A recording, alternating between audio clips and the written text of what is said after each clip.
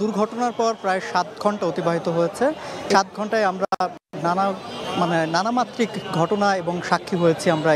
ঠিক যে জায়গাটিতে দুর্ঘটনা ঘটেছে আমার পেছনেই সেই মাইলস্টোন স্কুল অ্যান্ড কলেজ, সেখানে আমরা দিনভর দেখেছি এখানে মানুষের আহাজারি দেখেছি।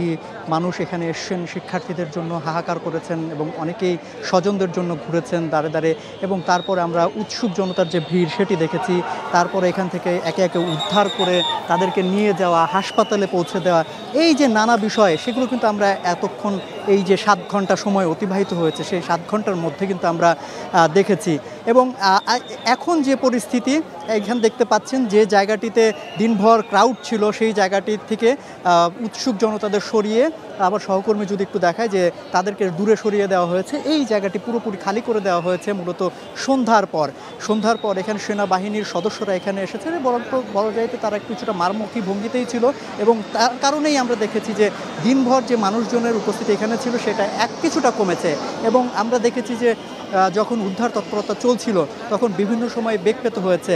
একটা অ্যাম্বুলেন্স ভেতরে ঢোকার সময় কিংবা এখান থেকে বের হওয়ার সময়, তার পরবর্তীতে এখানে ফায়ার সার্ভিসের যে গাড়িগুলো এসেছে তখনও তাদেরকে বেগ পেতে হয়েছে।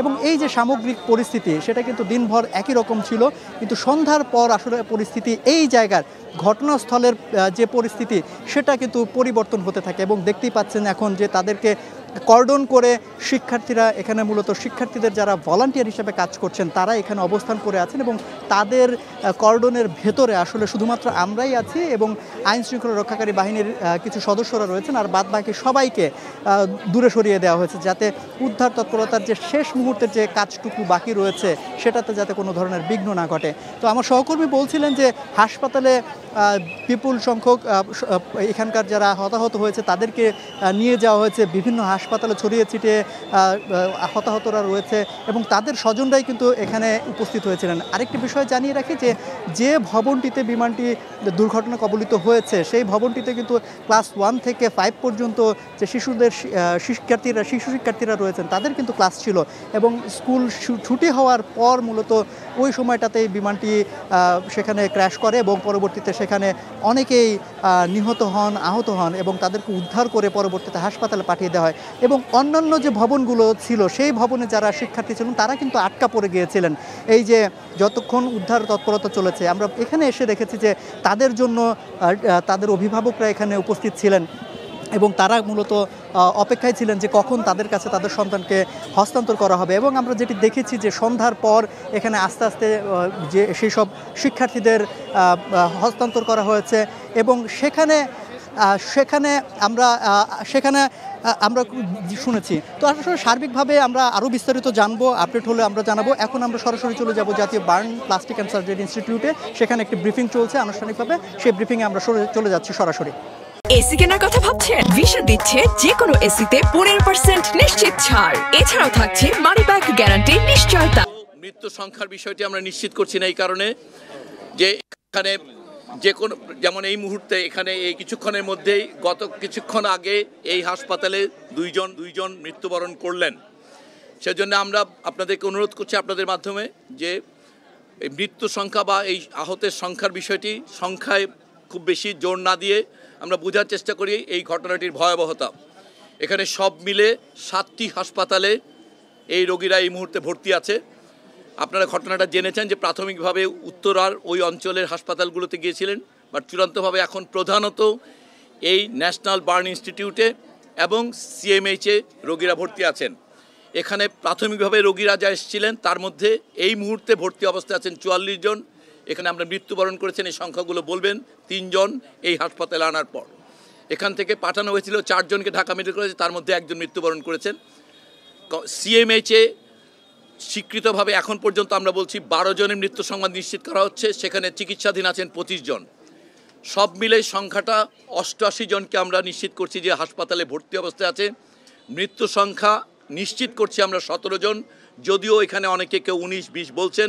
এই সংখ্যাগুলো আমরা আমাদের পক্ষ থেকে স্বাস্থ্য পরিবার কল্যাণ মন্ত্রণালয় বা এই প্রতিষ্ঠানের পক্ষ থেকে আমরা নিশ্চিত করছি না, কিন্তু এই সংখ্যাটা ভ্যারি করতে পারে, আমি বারবার বলছি। এখানে প্রধানত চিকিৎসার ক্ষেত্রে আমাদের যে দক্ষতা, এই প্রতিষ্ঠানের সামর্থ্য, দক্ষ চিকিৎসক, রক্ত, আনুষঙ্গিক সকল প্রস্তুতি সম্পূর্ণ আছে। এখানে প্রায় 9 জন রোগ এই মুহূর্তে আইসিইউতে ভেন্টিলেট করা অবস্থায় আছে এবং আরও অনেক ভেন্টিলেটর এখানে এবং ঢাকা মেডিকেল কলেজে তাদের প্রয়োজন হলে সেগুলো প্রস্তুত করা আছে। রক্তের প্রয়োজনীয়তা সম্পর্কে আপনাদের সকল মানুষের আবেগ জড়িত। অনেক অজস্র মানুষ রক্ত দান করেছেন বা আগ্রহ প্রকাশ করছেন। রক্ত মূলত প্রয়োজন হবে আগামীকাল থেকে এবং এই হাসপাতালে সাফিসিয়েন্ট যে সকল গ্রুপের যারা এখানে আহত হয়ে এসছেন তাদের জন্যে প্রয়োজনীয় রক্ত আছে। তারপরও আগামীকাল সকাল থেকে এখানকার এবং ঢাকা মেডিকেল কলেজের ব্লাড ট্রান্সফিউশন সেন্টারে রক্তদানে আগ্রহীদের রক্ত সংগ্রহ করা হবে। তবে মনে রাখা ভালো যে আসলে অতিরিক্ত রক্ত সংগ্রহ করে রাখাটা আসলে সত্যিকার অর্থে কোনো প্রয়োজন হবে না। অতএব একটি যুক্তিসঙ্গত সংখ্যক রক্তদানকারী আসলেই আমাদের পক্ষে এটা ম্যানেজ করা ভালো হবে। হাসপাতাল হিসেবে এই হাসপাতাল সিএমএইচ একটা প্রোটেক্টেড কারণ, সেই কারণে সেখানে মানুষের ভিড় কম, অতএব ওখানে ইনফেকশন কম হবে, রোগী দ্রুত সুস্থ হয়ে উঠবে। এই হাসপাতালের সবচেয়ে জটিল রোগীরা আছে। আপনাদের মাধ্যমে সকল মানুষের কাছে অনুরোধ করব, এই হাসপাতালের ভেতরে কেউ প্রবেশ করবেন না। আসলেই শুধুমাত্র ইনফেকশনের কারণে একটা বড় সংখ্যক মানুষের মৃত্যুর সম্ভাবনা তৈরি হবে। অতএব আমাদের চিকিৎসক এবং নার্স এবং সকল যে বন্দোবস্ত তাদেরকে সেবা করার সুযোগ দেন এবং আপনারা দোয়া করেন যেন এই বাচ্চাগুলো বাঁচানোর ক্ষেত্রে আমরা যেন কোনো ভুল না করি, আমরা যেন আমাদের কোনো সামর্থ্যের প্রয়োগ করতে ব্যর্থ না হই। এইটুকুই আপনাদের কাছে অনুরোধ, সমস্ত জাতির কাছে অনুরোধ, আপনারা এই ছোট্ট বাচ্চাদের জন্য দোয়া করেন। আমাদের সকল প্রচেষ্টা, আমাদের সকল চিকিৎসক দল এবং এই ইনস্টিটিউটের পরিচালক আমার পাশে আছেন, ম্যাডাম পাশে আছেন, আমরা সবাই প্রতিশ্রুতি দিচ্ছি আমরা সর্বোত্তম চেষ্টা করব। চিকিৎসকরা সার্বক্ষণিক থাকবেন। আজকে এখানে রোস্টার করা হয়েছে 24 ঘন্টা প্রত্যেকটা টিম সকল সেক্টরে, আইসিইউ থেকে আরম্ভ করে ওটি থেকে আরম্ভ করে পোস্ট অপারেটিভ, এইচডিও সব জায়গায় টিম থাকবে। এখানকার প্রস্তুতি সম্পর্কে এখন বলবেন এই হাসপাতালের পরিচালক অধ্যাপক নাসির। এই মুহূর্তে মৃত্যুবরণ করেছে আমরা বলছি যেটা 17 জন, এইটাকে আমরা নিশ্চিত করছি। এর বাইরে আমরা বলছি যে আপনারা জানেন যে আহতের যারা পুড়েছেন তাদের মধ্যে বেশি বয়সী শুধুমাত্র উদ্ধারকর্মী, সেনাবাহিনী, ফায়ার ব্রিগেড কর্মী এবং 2 জন শিক্ষক এবং একজন ওই স্কুলের স্টাফ।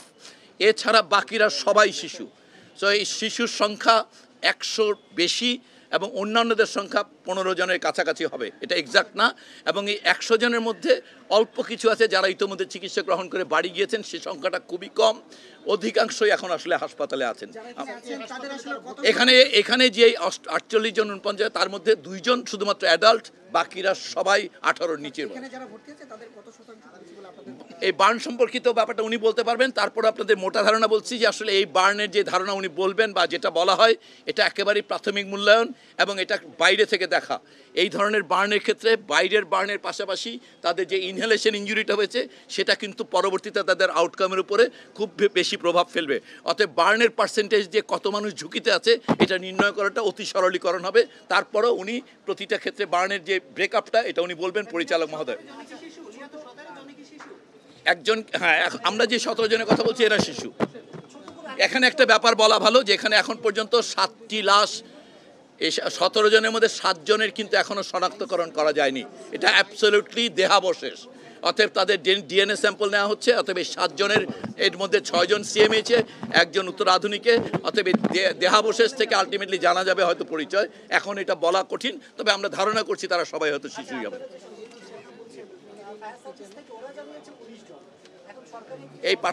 এই পার্থক্যটার কারণ আমরা হাসপাতালে ভর্তি অবস্থায় আমরা এই বাকি 2 জনের কথা আমরা বলতে পারছি না হাসপাতালে, কিন্তু আমাদের কাছে যেটুকু আছে আমি সেই জন্য বলেছি এই সংখ্যাটায় পিরাপিরির চাইতে এটা কিন্তু একেবারে ইনজুরি। আমরা বলেছি ভর্তি রোগী, এই বারবার এই সংখ্যাগুলো দিয়ে এখানে এই প্রশ্নটা সেদিন আলোচনার শুরুতে একটা কথা বলেছিলাম। আসলে সংখ্যার ক্ষেত্রে পার্থক্য হচ্ছে কারণ এখনো 3-4টা সংস্থা বসে আমরা এটা কনফার্ম করছি না। যেমন আমরা যদি বলি পাইলটের মৃত্যু, এটি আমরা অন্তর্ভুক্ত করে বলি না। আমাদের কাছে যে সরকার স্বাস্থ্য পরিকল্পনা মন্ত্রণালয়ের যে হাসপাতালগুলো সেখানে 17 জনের মৃতদেহ আছে, এইটুকু হচ্ছে আমরা নিশ্চিত করেছি।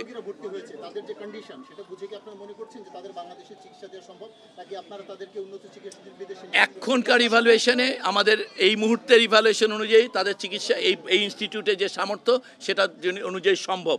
এটার আজকে রাতেও এই ধারাবাহিক একটা প্রক্রিয়া, যদি মনে হয় কখনো যে এখানে যে চিকিৎসা আনঅ্যাভেলেবল সেটা করলে তাদের কোনো উন্নতি হবে, তাহলে সেটা রাষ্ট্র সরকারের সম্পূর্ণ প্রতিশ্রুতি আছে, সেটার ব্যবস্থা করা হবে। এবং এই প্রতিষ্ঠানটি আপনারা জানেন যে এটা একেবারে স্পেশালাইজড ইনস্টিটিউশন। এখানে যদি কোনোভাবেই মনে হয় কোনো রোগীকে বিশেষ সেবার জন্য কোথাও পাঠালে উপকার হবে, তাকে পাঠানোর ব্যাপারে সরকারের দিক থেকে কোনো রকম দ্বিধা থাকবে না। এটা শুধুমাত্র মূল্যায়ন প্রক্রিয়া চলছে, চলমান প্রক্রিয়া, ওনারা রাতভর মূল্যায়ন করবেন, যখনই প্রয়োজন মনে করবেন। আপনারা জানেন যে আমাদের দিক থেকে এটার ব্যাপারে কোনো রকম অঙ্গীকারের ঘাটতি থাকবে না। না না না, সিএমএইচ এর বাকি 11 জনের কথা আমরা নিশ্চিত করছি, 12 জনের কথা, সেটা কিন্তু সত্য। আমরা বলছি যে মানে ওখানে 11 জন ব্রড ডেড ছিল, বুঝতে পারছেন। কিন্তু সিএমএইচ যে তথ্যটা দিয়েছে সে ওনাদের ওই তথ্যের মধ্যে হচ্ছে বার্ন ইউনিটে হচ্ছে 2 জন, কিন্তু আপনারা বলছেন 3 জন। এই জন্য বলছি একটু আগে মৃত্যুবরণ করেছে একজন, এটা এই জন্য একটা চলমান প্রক্রিয়া এবং কিছুটা পার্থক্য আছে সংখ্যায়। আমরা বলবো যে আসলে সংখ্যার চেয়ে মানে মূল ব্যাপারটা মানুষের কাছে ইয়ে করেন। এই 17-19-এর যে পার্থক্য বা 20, এগুলো অল্প কিছুক্ষণ সময় লাগবে এটা কোঅর্ডিনেটেড হতে, তারপরে সংখ্যাটা এক জায়গায় চলে আসবে। এখন পর্যন্ত যেহেতু ইনফরমেশন শেয়ারিংয়ের ক্ষেত্রে একটু এদিক ওদিক হচ্ছে, সেজন্য পার্থক্যটা থাকছে। আমাদের কাছে আমাদের যে 7টা হাসপাতালে 88 জন ভর্তি আছে, 7 হাসপাতালে।